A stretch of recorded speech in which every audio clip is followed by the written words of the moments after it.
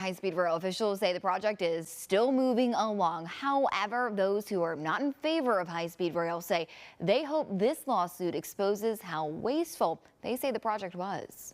Less than 48 hours after the Trump administration announced they're pulling $4 billion in federal funding for the project, California firing back in court, announcing a lawsuit over what they're saying was a politically motivated termination. At the time of the announcement, Secretary of Transportation Sean Duffy justified pulling the money, saying the project wasn't meeting its construction goals and that it's costing the taxpayers far too much money. The issue dividing many lawmakers across the valley, with Republican Assemblymember David Tongipa saying he thinks this legal back and forth will provide more clarity about the financials of the project. Instead of trying to work against the federal administration, which is supposed to be 1/3 of our partnership in this high-speed rail project, we should have been looking at least preparing a plan to say, this is actually how it's going to get done. However, Democratic Assemblywoman Esmeralda Soria's spokesperson says Soria is still in support of the project and provided a statement saying, in part, "We cannot afford to abandon it now, even in the face of political and retaliatory cuts from the Trump administration."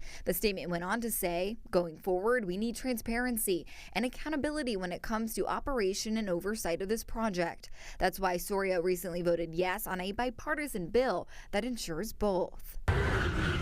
The project seen as not just a way to connect the valley to the state's broader economy, but also as a way to revitalize Fresno's Chinatown. Mayor Jerry Dyer has been on record for years as a staunch supporter of high-speed rail, saying the current plans to put the station in Chinatown would help bring the life back into the area, on top of bringing jobs. However, board president of Fresno Chinatown Preservation, Inc. says high-speed rail does nothing to put Chinatown's preservation back on track. What the city is willing to do right now is trade off an historic part of Fresno for a maintenance yard. And what we're saying in our community group is no. You need to be able to make a community viable, vibrant, and economically sound. And none of those things are happening in Chinatown. Yet high-speed rail board member Henry Perea Sr. says they are, quote, expecting to win on the facts and will continue full steam ahead to build this project for California. Live in the studio tonight, Catherine Phillips, CBS 47 Eyewitness News.